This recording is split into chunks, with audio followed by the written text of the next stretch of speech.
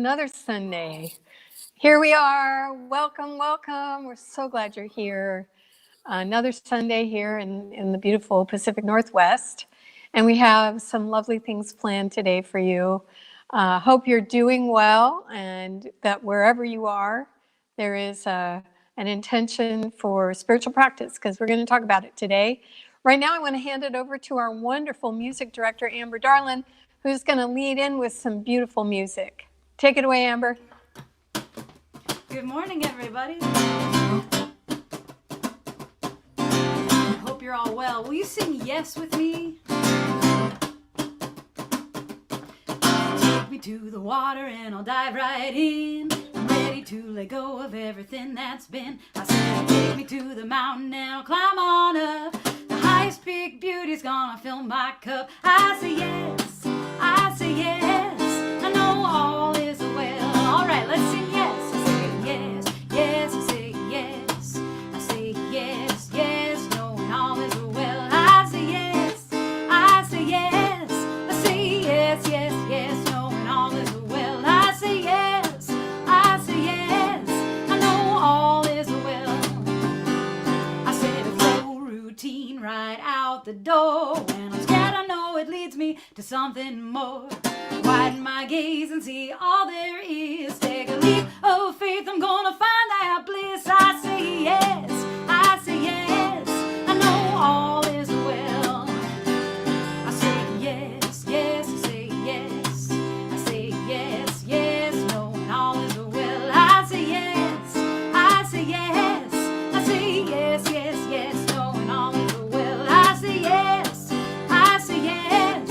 I know all is well. Let's throw routine out again. I said throw the routine right out the door. When I'm scared, I know it leads me to something more. Widen my gaze and see all there is. Take a leap of faith, I'm gonna find that bliss. I say yes, I say yes. I know all is well. Sing with yes with me. I say yes, yes, I say yes. Yes, yes, knowing all is well. I say yes, I say yes. I say yes, yes, yes, knowing all is well. I say yes, I say yes. I know all is well. I say yes. Come on, you all say yes. We know all is well. I say yes. And now we all say yes. We know all is well. Yes, thank you for being here this morning, everyone.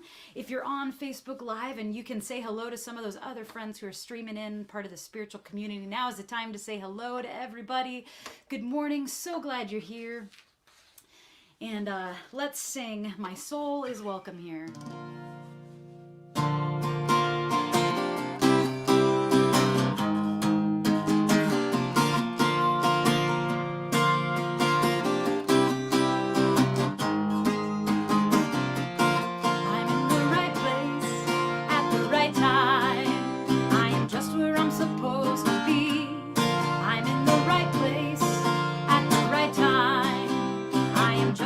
Supposed to be.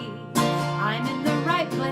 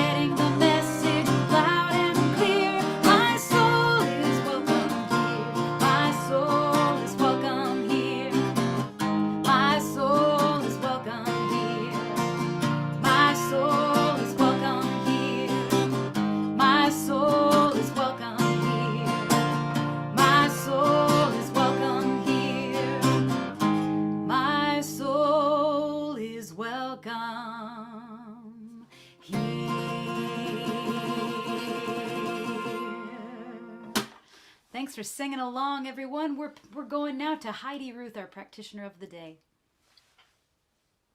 Thank you, Amber. I'm Heidi, and I'm practitioner of the day, and I'm happy to be here. It's my honor to offer the opening prayer.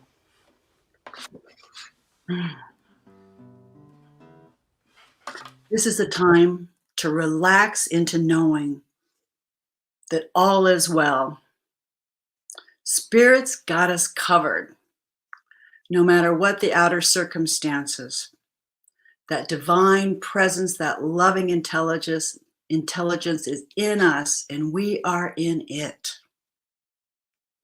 It is always available to us. Every moment an opportunity to wake up to that beautiful divine essence. We are open. We allow spirit to express itself through us, as us, and in us.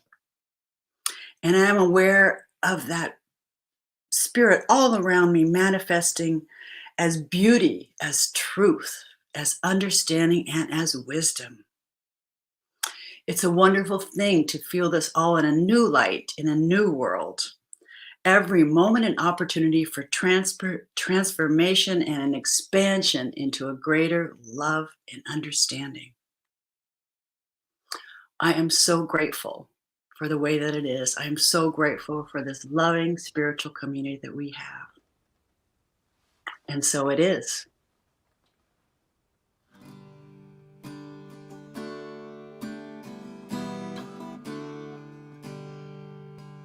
Loving Spirit dwells in me. This is my divinity. As within, so without. All I need is here and now. Where there's error, let me love. May I have no fear. All the power, all the glory, I surrender, let it be. Loving Spirit dwells in me, now and evermore. Loving Spirit dwells in me. Loving Spirit dwells in me. This is my divinity. As within, so without. All I need is here and now. Where there's error, let me love. May I have no fear. All the power, all the glory, I surrender, let it be. Loving Spirit dwells in me, now and evermore. Now and evermore.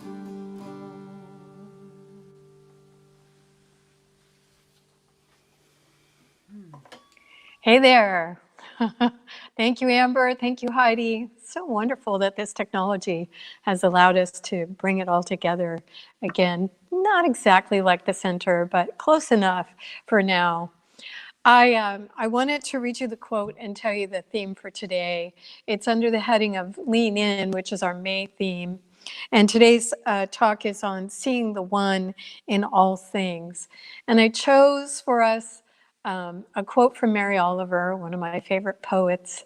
And toward the end of her life, Mary Oliver really became more and more willing to share about her spiritual path. For many years, she was partnered with a woman and not accepted in the spiritual path that she had walked all her life.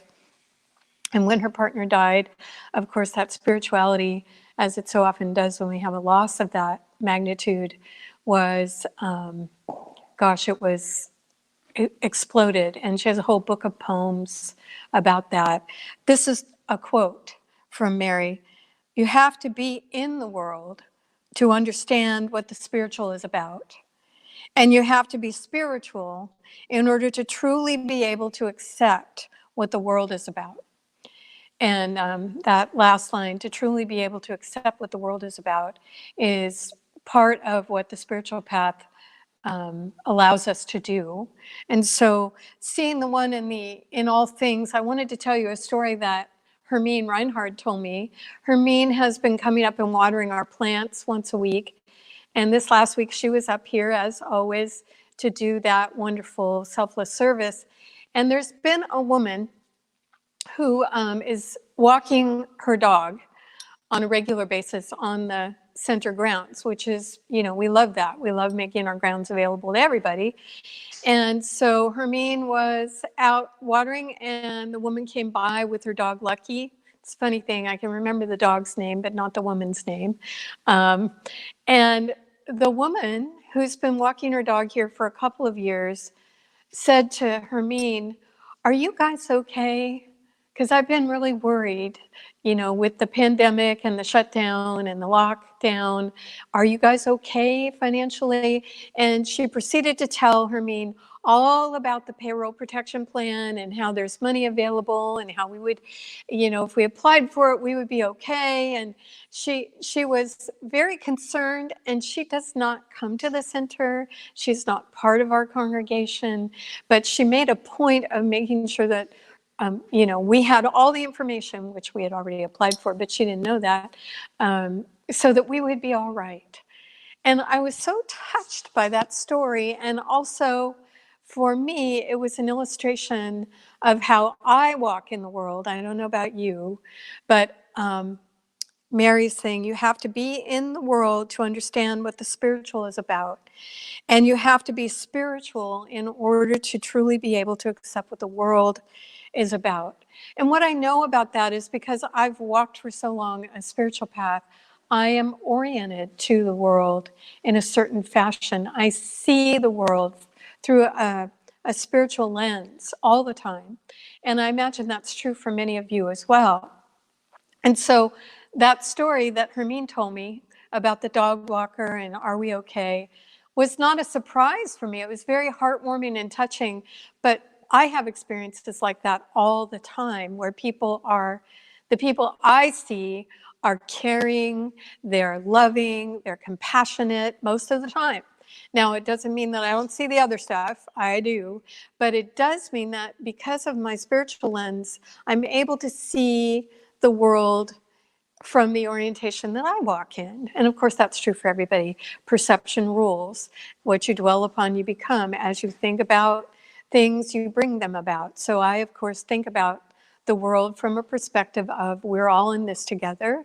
We are all connected in one vast web of life. Every species, every expression is one. You and I are in a web of creation and experience. And, I subscribe to a couple of daily messages, and one of the messages that comes through is called Daily Dharma. And so a couple days ago, I didn't go back and look for it, but a couple of days ago, one of the Rinpoches from the Dalai Lama's tradition had this one quote that he was quoted as saying that it doesn't really matter whether you are deeply illumined or if you are deeply ignorant, that what matters is your one-pointed desire to see and understand the world. And I was surprised by that and also heartened by that because, of course, I don't know about you, but I don't feel like I'm deeply illumined at all. I just feel like I am walking the path. And it reminded me of a story that Mary Morrissey tells in her Prosperity Plus class. Mary Morrissey is good friends with Gary Zukav, who wrote Seed of the Soul. And Gary lives in Mount Shasta, where I used to be from. And so Mary went to visit Gary, and they decided that they wanted to hike up part of the way, Mount Shasta, the actual mountain. And so it's a big mountain. It's not as big as Rainier, but it's darn close. And so they're walking up the path along the mountain. And Gary is ahead of Mary because Mary doesn't know which way to go and where they're going. So he's ahead by probably 200 or 300 feet. And he gets up to a place, she can see him up there, and he goes, "Oh, wow."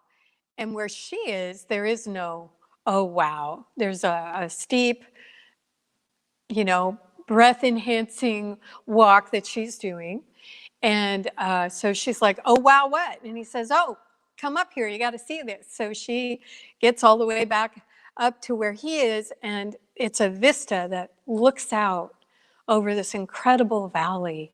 And and she used that experience of hers to talk about what it's like for us as we are moving along the spiritual path and attaining our goals, whether they're material goals or spiritual goals, is that, where we are may not exactly be what we were hoping for.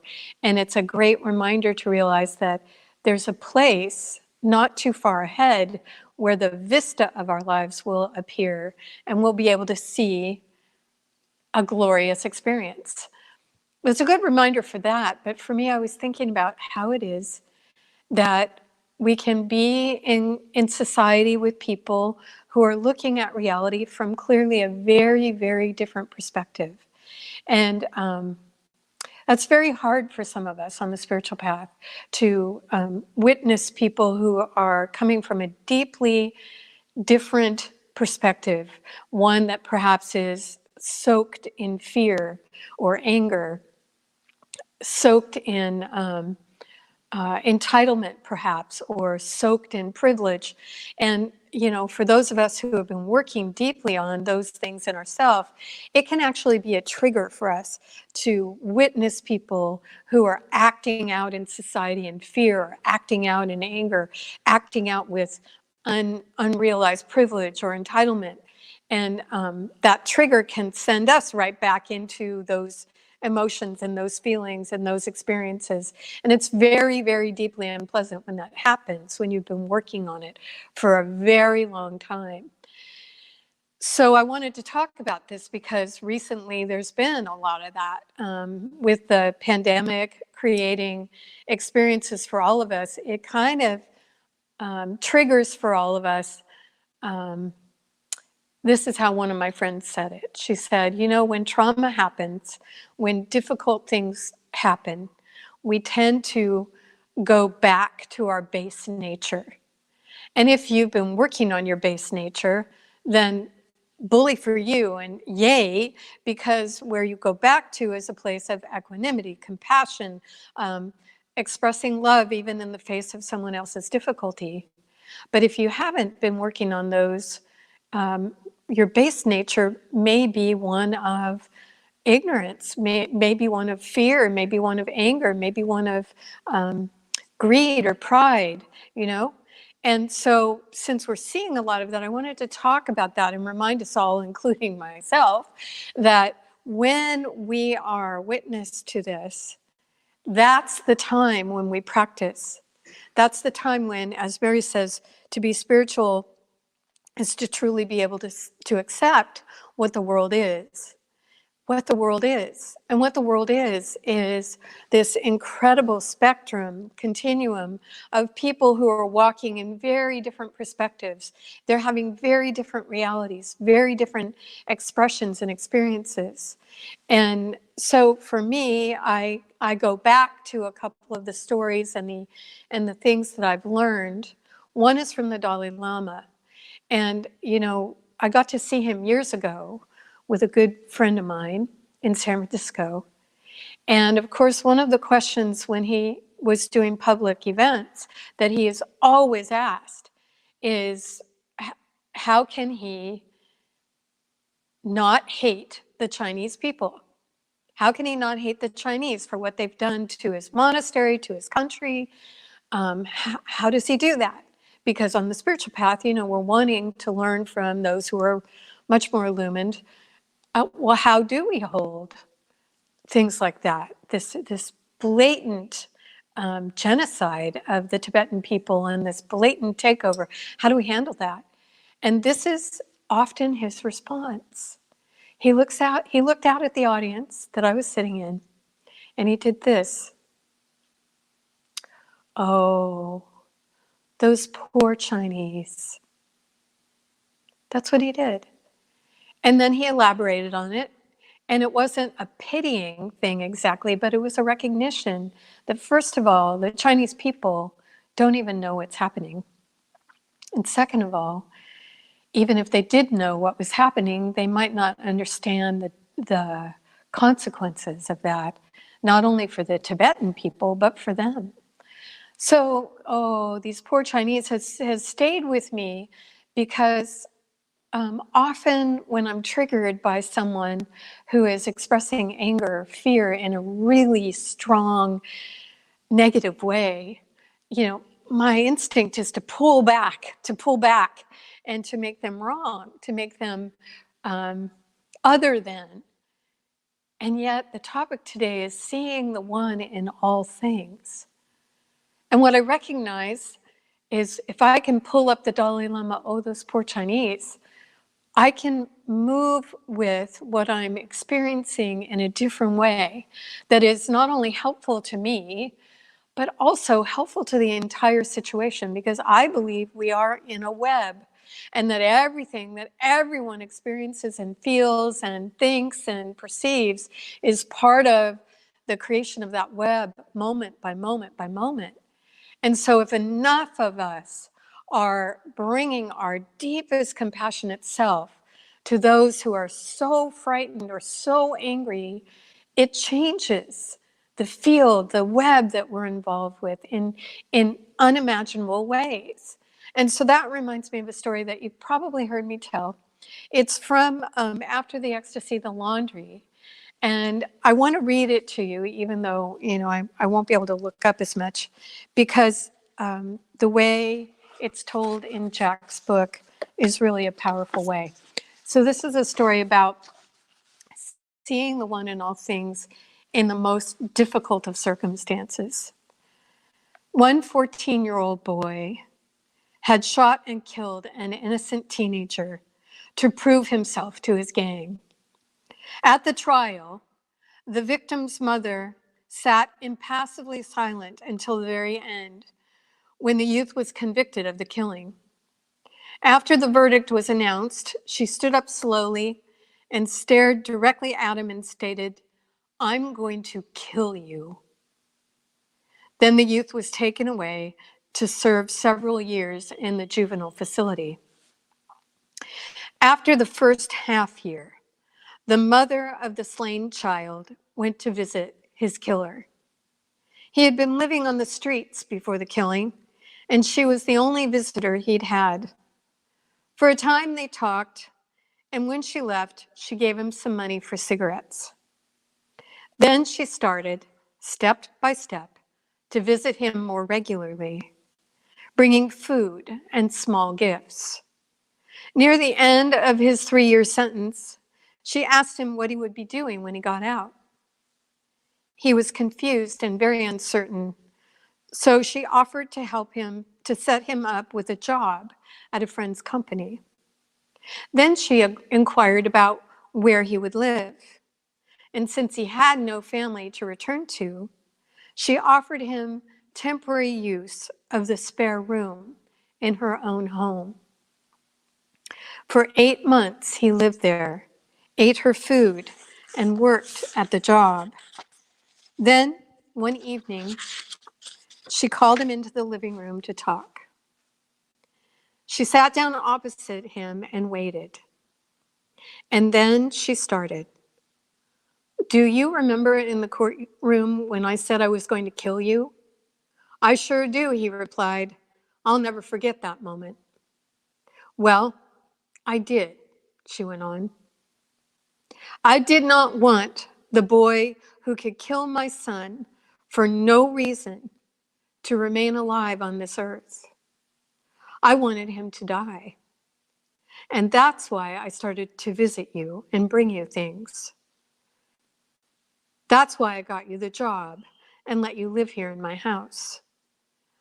That's how I set about changing you. And that old boy, he's gone. So now I want to ask you, since my son is gone and that killer is gone, if you'll stay here. I've got room, and I'd like to adopt you if you'll let me. And she became the mother of her son's killer, the mother he never had. You know, that's an extreme example and a beautiful example of being able to see beyond the circumstances and to look deeply at the causes and conditions that might have created something for that human being, that sacred human, and then to actually work to change it. And in our own way, in all the ways that you and I can do, we can do the same thing in our own personal experience. It may not be something like that, of course not. But it may be that you see something that no one else has noticed in another person, in a plant or an animal, in a set of circumstances in society. And because you see it, it may be a call for you to look deeply at what you can offer. And it may be like that mother. It may not be all at once. It may be that you need 6 months, like she took, to really think deeply about what you can offer to the situation that would not only uplift or change the situation, but would be an offering of the heart from you that doesn't steal or take away from your peace, your love, your compassion, but rather enhances it, opens it, brings it to a new level. That's what the spiritual path is beckoning for us to do, is to be wide awake, to be very aware, like our neighbor with the dog, about the suffering of others, and to offer what we have to offer when we can. And then to continue to be mindful and alert and open to what the world is bringing to us as we look at it from a spiritual perspective, not in some sort of do-gooder kind of way, not like that, but just because we know that there are no accidents on the path for us, and that the situations, the circumstances, the incredible web that we're walking in has a message for us, and we have a message for it that's priceless and immediately needed. And that's the key here, is immediately needed. It's not something that we have to wait years. You know, I used to, in the early days of metaphysics, I had a friend, and one of the things he would say sometimes is, you know, I kept waiting for my ship to come in so that I would have the right job, or I'd have the right relationship, or I'd have enough money. And finally, one day, I decided that what I needed to do instead was swim out to it. In a way, paying attention to what the web is bringing to each of us is swimming out to it, is really being willing to see what's before us, to accept what the world is about for us, and then to do what we can. There's an expression that I wrote an article for the newspaper about when 9/11 happened. And the expression was from the ancient teachings of the Vedas and Buddhism. And it goes like this: hatred never ceases by hatred, but by love alone is healed. This is the ancient and immutable truth. So I'm inviting you and me and anyone listening, when we get triggered by difficult circumstances, difficult situations, difficult images on the television, difficult people, that we, instead of reacting, that we turn instead to the truth that we've been training ourselves to know, and to, with all of our spiritual practice, offer who we are in a different way so that we can change the world and lift it. Certainly in this time of pandemic, that's what's needed. So please join me in a prayer for that, and we'll have some announcements and then a wonderful closing piece by Amber. So join me here in this knowing. There is something within me and within you and within all things that is a loving intelligence. It contains within its nature all possible realities. It is the quantum field of the physicist. It is the one of the spiritualist. And it resides within us and around us and operates through us at all times. Every possible reality contained within it. And so for myself, I claim this truth, that I am choosing every moment of every day the highest and the truest experiences of love and compassion and caring and outreach and connection and support that I can imagine in my mind. I'm knowing this for myself, but I'm knowing this, that it is globally now unfolding. That there are many, many millions and millions of people who are now experiencing, in ways that they can't explain, a deep, compassionate love flowing to them, through them, and around them. That there is in every country, in every city, in every village, in every hamlet, in every place where any of us reside, a heartening of our intention to love and be a place of love in this world. Certainly that is my intention. And I am supported in this intention by the law of cause and effect that takes my deeply held intention and moves it into a reality that is mine.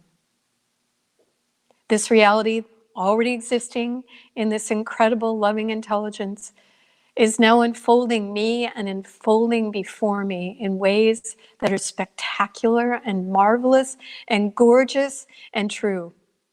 And I am so grateful that this is unfolding me and the world. And so it is. All right, well, as you might imagine, the announcements are rather short. We used to have a problem of having long announcements. We don't have that problem anymore, so I only have two real announcements for you. One is I brought the book. I'm teaching a class starting June 2nd at 5:30 in the evenings for 5 weeks. I don't know if you can see this. This is one of the books on the mental equivalent by Emmett Fox. And this 5-week class is a brand new class. I haven't taught it before. But Emmett Fox and the mental equivalent is responsible for many of our start on the spiritual path. And I did not know this about him. It made me love him even more. This is on the back cover. Emmett Fox was born in Ireland. How about that? And is a famous New Thought spiritual leader of the early 20th century. He had a large influence on founding Alcoholics Anonymous. I didn't know that either. And so this book is a pivotal, simple book. It's really easy. You can see it's pretty thin. And Amazon is now all out of them because I have 20 plus students that are joining me on Zoom for this class. So if you would like a book we have ordered some more, and we will have them here at the center for those of you in our area. And if you cannot find it, please let us know, and we will mail it to you so that you have it. You need to email the center office at info@csl-bellingham.org and let us know that you want to register for this class, because we will be sending you student resources and materials at the beginning of the class. The class is $150, which of course helps the center in many ways. So we hope that you will think about joining us on Tuesday nights starting in June.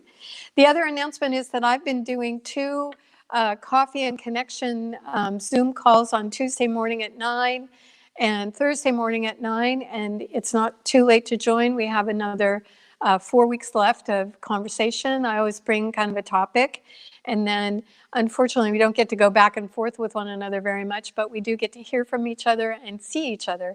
So if you would like to be on one of those Zoom calls, would you please email me at andreaacevedo@att.net, and I'll get you signed up for Tuesday or Thursday.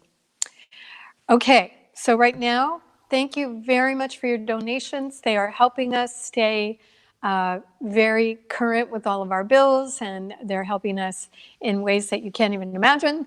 So thank you very much for those. I wanted to just say one last thing before I turn it over to Amber. I'm very proud of our community, and those of you far-flung that have chosen to be part of our community. We have made such a stellar effort at reaching out and staying connected, and it just warms me to know that so many of you are reaching out to your fellow community members, that you're trying to stay in touch, that you're social distance walking with each other, that you're checking in on those who are particularly homebound. Keep it up, everybody. It's creating an energetic of love and support and connection like no other in this time. So thank you very much for doing that wherever you are. And now I'm going to turn it over to Amber and thank her ahead of time for sending us out on a upbeat note. Thanks, Amber. Well, thanks, Dr. Andrea. Well, I chose while Andrea was talking, I decided to play a different song for y'all for this closer, because I feel like we all could be sending prayers for freedom out into the world, and this idea that we are all so interconnected in that web, as Dr. Andrea was talking about. This is Prayers for Freedom by Mamuse, and the chorus is, we're gonna sing our prayers for freedom. Yeah, we're gonna sing our prayers for freedom for the world, and I hope that you'll join me from wherever you are. Blessed river, polishing stones, she is polishing our hearts. We are claiming our thrones to sit side by side in our awakened homes. Love is always watching. Love is always watching. And we're gonna sing our prayers for freedom. Yeah, we're gonna sing our prayers for freedom. Yeah, we're gonna sing our prayers for freedom. Sing our prayers for freedom for the world. Medicine giver, gentle spirit of the land, she is polishing our hearts in ways we do not understand. We walk side by side and offer both our hands. Love is always watching. Love is always watching. Sing with me, and we're gonna sing our prayers for freedom. Yeah, we're gonna sing our prayers for freedom. Yeah, we're gonna sing our prayers for freedom. Sing our prayers for freedom for the world. Brothers, sisters, brave pilgrims of the night, we have followed our hearts, and to truth we have arrived, to sit side by side in divinity's light. Love is always watching.